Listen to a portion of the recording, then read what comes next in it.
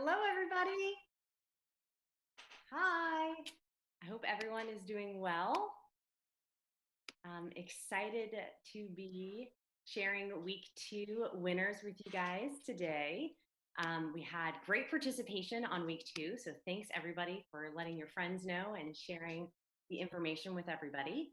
We had 700 participants, 700 members participated, which was up about 28% from last week. So that's fantastic news. We also had 98 receive perfect scores. So round of applause. That is our Hall of Champions. So we had 98 of you get perfect scores, and that goes into the raffle for the final winners, which we'll announce in a little bit here. That'll be our top 10.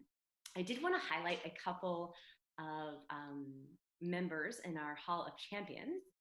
So we had some of our FIFA family join that are also NISOA members. So we had 2 FIFA referees, current FIFA referees, Danielle Chesky and Ted Uncle, receive perfect scores. So thank you guys for participating. And we also had the FIFA Regional Development Officer, also a former FIFA official, Javier Santos, also participate. So thank you guys very much. If they're getting 100%, it means we're doing something right, I guess, right? Fantastic. Also had a couple of reminders wanted to share with you all. So the asterisk that differentiates the choice between what restart and what misconduct you have, we still have a handful of people selecting that. Just a friendly reminder that actually marks it incorrect automatically. So we don't want to hit the asterisk in between. You want to select both a restart and a misconduct, but not that little asterisk in between, okay? We also had less people take it more than once, so that worked out really well. So thanks everybody for listening and partaking only once. So that was really helpful.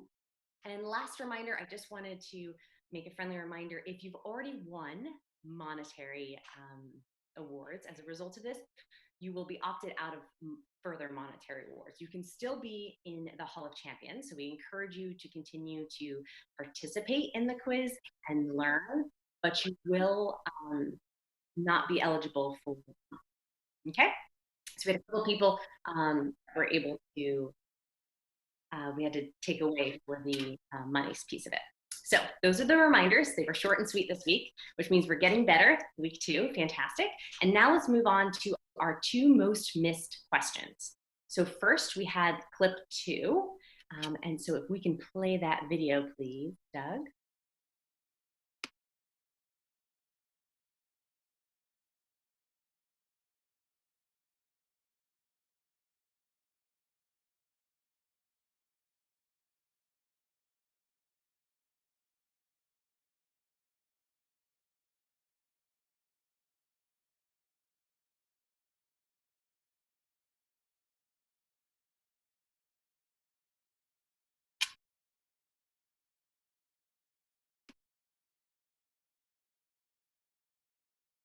Great. So if you're looking at this clip, there's a couple things to note. Right about at 6 seconds, where we can really start to see that there's a clear attack. So about here, you can start to see there's nobody else around. This attacker is really on goal. It's him and maybe one other defender that's trailing, that they're kind of, he's jigging and jagging. What's important for us as officials is right here, we need to start having heightened awareness that this is a DOGSO situation, and we need to start thinking DOGSO in our head, both as referees and ARs as well here. So we want to start thinking DOGSO. If we have a foul, we're likely going to have a DOGSO decision here, right? So once we continue to move on, we have a handful of people think this was not a foul. So I'd like to stop it right at the point where we have a hand on the back. Again, Doug? And what you can see is at pace like this, it doesn't take much for you to foul and take your attacker off their pace. At speed, it doesn't have to be a lot of contact. Just keep that in mind. This is indeed a foul. You can see the defender place his hand on his back and make a push right there. So we do have a foul. There is indeed a foul. We had a handful of people think that there wasn't a foul here. We definitely have a foul. The other key to this as well is if the title is SPA and DOGSO, we're likely not determining if it is or isn't a foul. We're likely trying to decide the severity, yellow card, red card of the DOGSO here. So just a friendly trick of the trade. Look at the title and that'll also help you we're not usually looking at, is this a foul or not in this instance? But it's clearly a foul as he places his hand on the attacker's back here. The last thing I wanted to highlight in this clip, if we can go back to the start of this, Doug, just at like the first second, what you'll see is this is a long pass that comes out of the defensive third here. And right here, we can see our referee in this instance is very stagnant. We want to be more mobile in this instance, right? Once that defender has cleared and has space, we need to start moving upfield. We need to have a quick transition, a quick 10-yard burst, and that'll help us get in a better position for when that long ball is sent and we'll be in the right place. Because we very well could have a very close in and out decision like we have here. And it's critical that we're in the right position in order to make that call. It's a game critical decision. And it's very important that we are able to see that and have 100% confidence in that decision. So important here, the play starts and you can see that long ball gets sent. We really should be sprinting already to try and catch up to this. Okay, so if we could show the results from clip 2. And what you'll see here is we had a handful of people say it was not a foul, which we've already discussed. The hand on the back, it certainly is. We had a couple indirect free kicks, not sure why there, but our expected decision here was the direct free kick and a red card. All of the D's are met here. There's no other defenders. He's straight on to goal. And so we would expect a red card here. We had a handful of no cards and a handful of yellow cards. But the expected outcome here will be a direct free kick and a red card for denying an obvious goal scoring opportunity. Okay, great. Let's move on to clip 4, which is the second most missed clip. If we can take a look at that clip.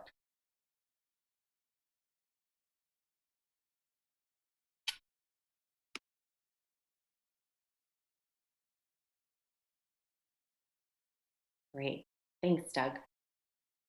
So here what you can see is if we can stop it right when the holding starts, which is about 21 seconds, you can see the defender who's beat kind of reaches out and grabs the attacker. And while the foul initiates and starts just outside of the penalty area, it continues in to the penalty area. And that's what's really important about this. So it starts at about 21. And if we can slow motion as he enters into the penalty area, you'll see it continues on for a few seconds here. And it finally ends once the player falls. He's still holding, still holding, still holding. Let's go here. They're clearly inside the penalty area. So this is an instance of a holding foul that starts on the outside of the penalty area and continues in. And as a result of that continuation, we would expect a penalty kick decision here. Now let's look at the tactical nature. If we can see the wide view, it's about 3 seconds into the clip.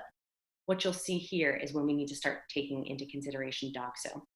So at about 3 seconds, you can see once that long ball is sent, once he speeds past these two defenders, it is just him. This is clearly an opportunity for denying obvious goal scoring opportunity. So as referees, our awareness needs to go up, and as ours as well, our awareness needs to go up here as well, because we might be in an instance where there's a long ball and you may need help.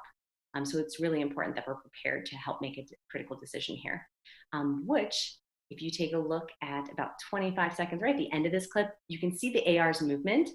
He's prepared to help support his referee in this instance. He sees the foul and he's ready to help out there. So here you can see the foul taking place. It's clearly DOGSO, clearly inside the penalty area, and it is a holding foul, which would result in a red card decision here. So our expected outcome is a penalty kick and a red card. And if you can see the AR right here at the end, you can see his movement.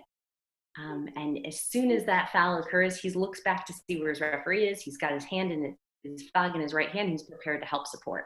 That's perfect. That's just what we would expect from an AR with a critical decision like this. If you also notice the time, it's right at the end of the game. So similar to the first clip we discussed on clip 2, really important here is the referee's positioning and anticipation. So if we can go to the very start of this clip, right at 0, what you can see is we've got a defender with a ball at his feet.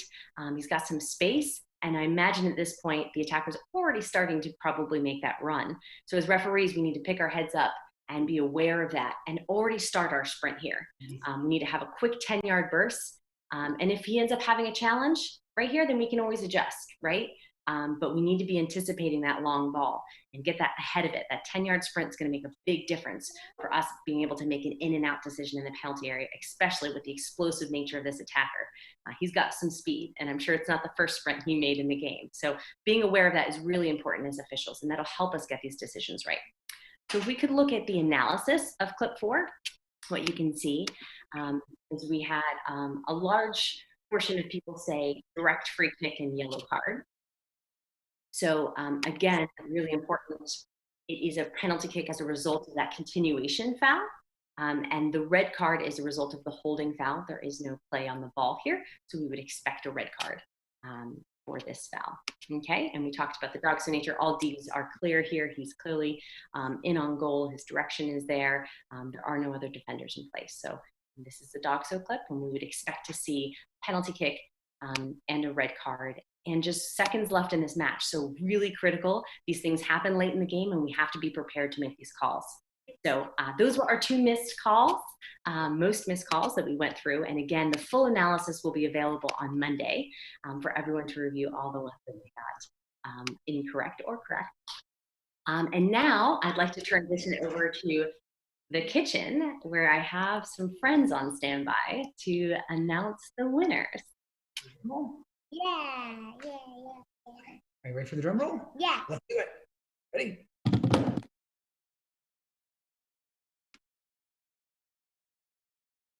What do we say?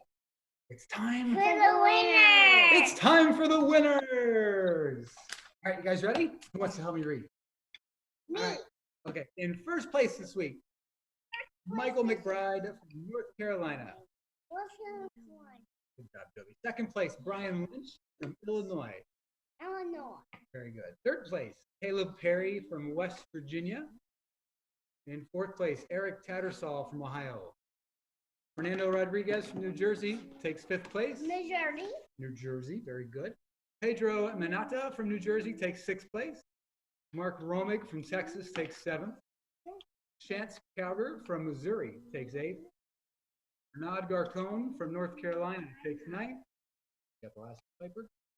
And Ankur Singh from New York takes 10th place. Congratulations, everybody. Taking quizzes. Best of luck. All right, congratulations. Thanks, you guys. What good drummers you are.